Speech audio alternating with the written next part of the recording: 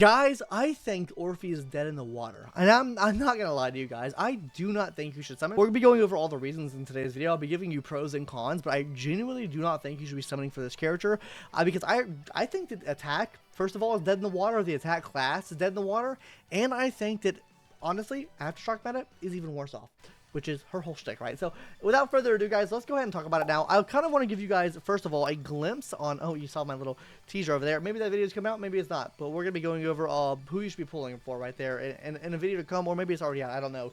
But what I want to go over first, guys, is what does she give you? Because I think you should get a simple breakdown of everything she's able to provide to you, and just like broken down terms, right? Number one, guys, she gives 25% defense ignore to, look at this right here, aftershock damage. Only applies to aftershock damage.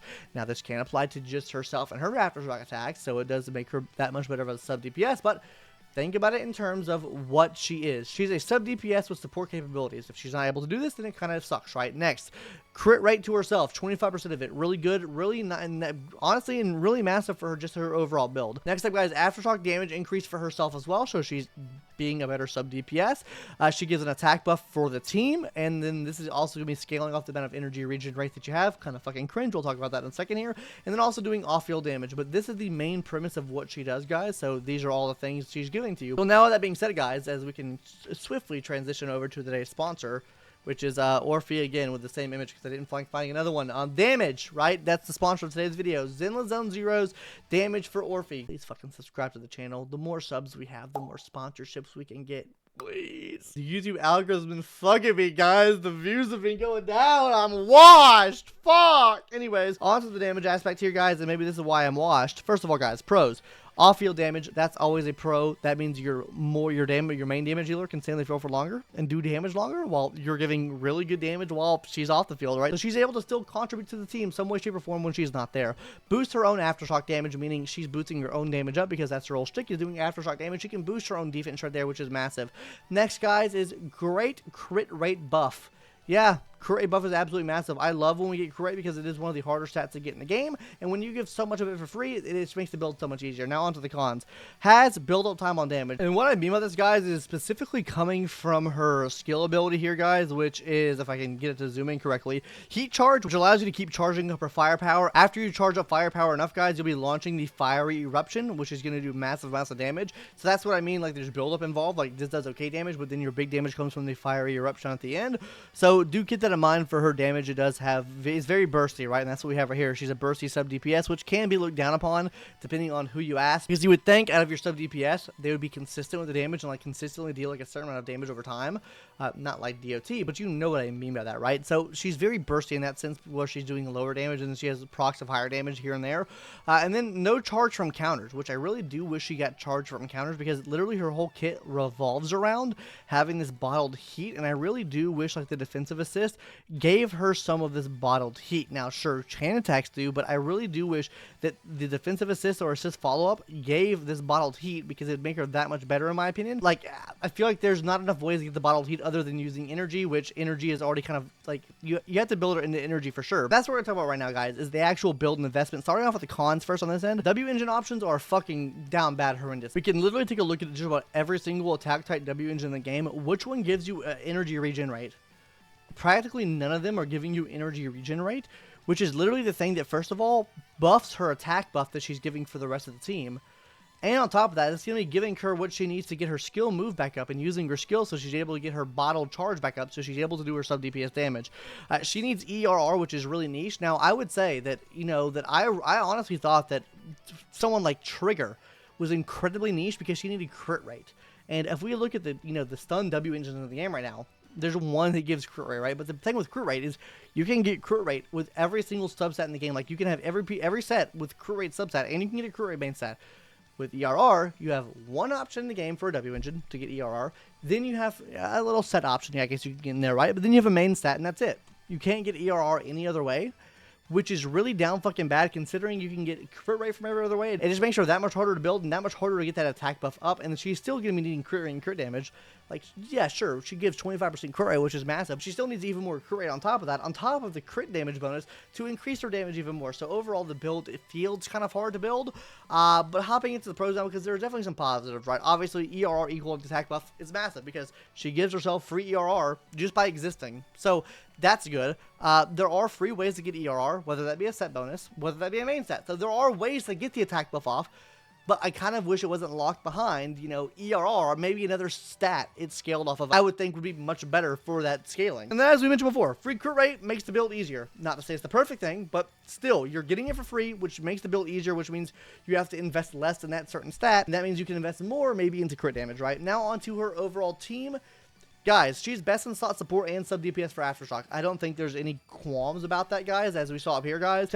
She gives defense ignore to Aftershock, and then on top of that, she's buffing her own damage. She's able to be off-field and do attacks and stuff like that, which enables Aftershock even more. So if you have another Aftershock support on the team, maybe like the only DPS in the game right now that supports Aftershock or even does Aftershock damage really is the main DPS is Sambi. So she also buffs up Aftershock too, so she can be placed as a good option on that team there. And then she can also still work on Aftershock teams doing sub DPS damage, right? Because she should still be able to activate this defense ignoring her own attack. So good there. On to the cons of the team though, guys. First of all, only one DPS to support right now. Seed not getting supported because she doesn't do Aftershock damage, which is fucking dumb.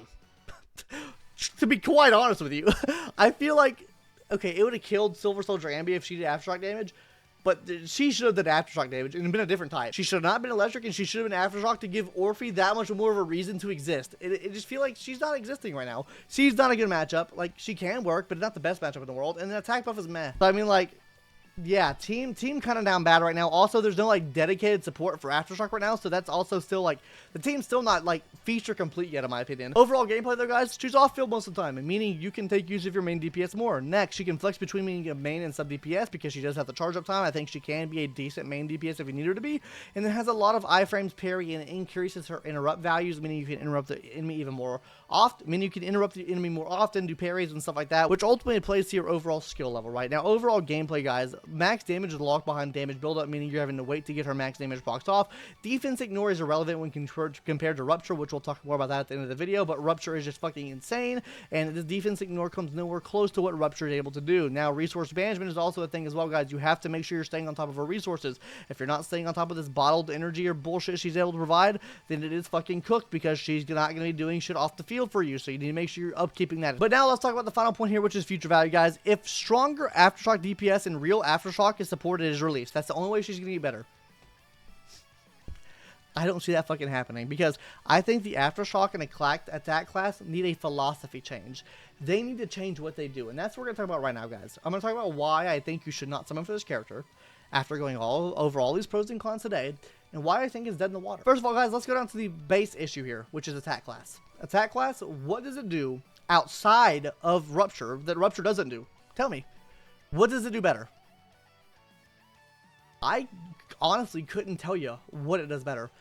She gives defense ignore, right? She's only giving 25% though. Every Rupture DPS, even the A rank one, is literally giving you 100% defense ignore off rip. So that becomes an irrelevant thing. So then all you have to boost up is sheer force damage and attack percentage. Right now, I get sheer force damage is very, very niche, but we already have Pandion in the game, which is able to buff that up. Then we also have a new DPS or a new support character coming to the game, which is Lucia, that's able to do that. So fucking cook there. So tell me, what does attack do that is fundamentally different other than scaling off of attack percentage versus HP percentage? I don't fucking know. Maybe you can let me, maybe I'm retarded. Maybe I'm just retarded. Let me know in the comment section down below. I fully am aware that I'm retarded. So let me know in the comment section down below what it does. But that also bleeds into Aftershock. What does Aftershock do that Rupture's not doing, or anything the Rupture class is not doing? Sub DPS? Or off-field attacks? Not really. I mean, Lucy is doing off-field attacks, right? Hell, you even have the Octopus Mommy putting down octopus tentacles down and doing damage to enemies as well. So it kind of acts like a sub DPS, right? So in my mind, there is nothing that either of these two things do fundamentally at a base level that is even on par with what Rupture does. And that's not even to talk about Miasma. Miasma will be out of the game at some point, or it'll be less of a thing at some point. But Rupture will still be there, still doing defense ignore, still scaling off of HP with higher scalings.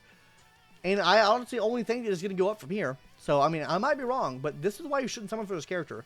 I think you're summoning into a meta that is going to be always lackluster or third best to both Anomaly and Rupture. That's my honest opinion on it, guys. That's why I don't think you should summon for this character. We have went all the way to this point in the game right now. Silver Soldier Ambi released in patch 1.0. What fucking support has she gotten? Oh, my bad. One support now. She's gotten one support. I guess Trigger as well. She got Trigger as well. But version 2.0 came out. We got Yishun, and we got the Polkar equivalent, which was the Panda guy, right? Cool. What do we also get? We got Jufufu, which was good for her. Okay, cool. We're not even a full patch away when we've already gotten support. Like, already for this class. It's only going to grow from here. And we have another DPS on top of that. We haven't even got like a, I guess, Aftershock DPS. But we've gotten 2 A rank characters that either do sheer force damage, which is basically what Rupture is, and or buff that damage. So I mean, like, overall, guys, I really think you should skip this character. I think she's cute. I think she's fine. I was going to pull her for my Sambi, but I just feel like it's in the dirt. I don't think I'll ever be pulling for an attack type character again unless they change philosophy and how attack type characters work overall. If you want to see a video of me going more in depth on the worst 2 classes of the game, which I think is defense class and also the attack class in the game, and talking about why they're bad and why the other counterparts are better, then subscribe to the channel. We'll talk about that. But anyways, guys, that's going to do it for today's video. Hopefully you enjoyed, and I'll see you in the next one, guys. Sorry if you haven't already. Bye.